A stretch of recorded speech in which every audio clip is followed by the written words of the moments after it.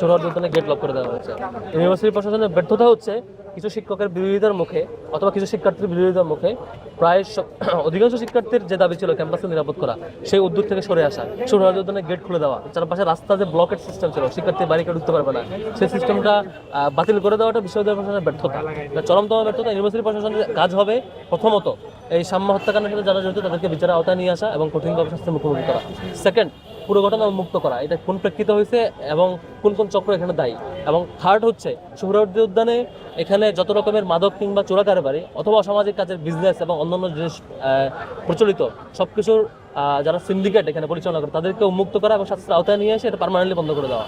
Fourth হচ্ছে এখানে যেটা জরুরি, ক্যাম্পাসটা পার্মানেন্টলি সোহরাওয়ার্দী উদ্যান এরিয়া সহ 4-5টা যেখানে সংশ্লিষ্ট অথরিটি আছে তাদের সাথে কথা বলে পুরোটা এরিয়া বিশ্ববিদ্যালয় প্রশাসনের নিয়ন্ত্রণে এবং বহিরাগত মুক্ত করবার চেষ্টা করা এবং এটা নিশ্চিত করা। এখানে যদি কোনো শিক্ষার্থী কিংবা শিক্ষক তাদের রাজনৈতিক হেন উদ্দেশ্য বাস্তবায়নের জন্য এটা বাধাগ্রস্ত করে, সেটাকে আমলে না নিয়ে শিক্ষার্থীদের পক্ষে অবস্থান নেওয়া ইউনিভার্সিটি প্রশাসনের ফার্স্ট অ্যান্ড একদম প্রাইম কাজ বলে মনে করি। আমরা দেখেছি এর আগে যে খুনটা হয়েছে তোফাজ্জল হত্যাকাণ্ড, সেই খুনের ঘটনার পরিপ্রেক্ষিতে এখন সম্ভবত 8 জন আসামি এখন কারাগারে আছে এইটা, এবং তারা বিচারের মুখোমুখি হয়েছে।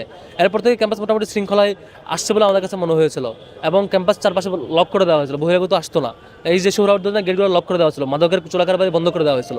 কিন্তু দুঃখজনক হচ্ছে শিক্ষার্থীদের বিশেষ একটা চক্র এবং শিক্ষকদের একটা বিশেষ একটা চক্রের চাপে পড়ে ইউনিভার্সিটি প্রশাসন বাধ্য হয়েছে এই যে গেটগুলো, ইভেন একটা চক্র গিয়ে সোহরাওয়ার্দী এই তালাবদ্ধ করা গেট ভেঙে দিয়েছিল এবং এই চারপাশ ক্যাম্পাস আটকায় দেওয়া যেটা ছিল সেটার বিরুদ্ধে আন্দোলন করেছে। ক্যাম্পাসে একটা শিক্ষার্থী খুনের শিকার হয়েছে, তাকে নিয়ে কোনো ধরনের অপরাজনীতি করবার সুযোগ নাই।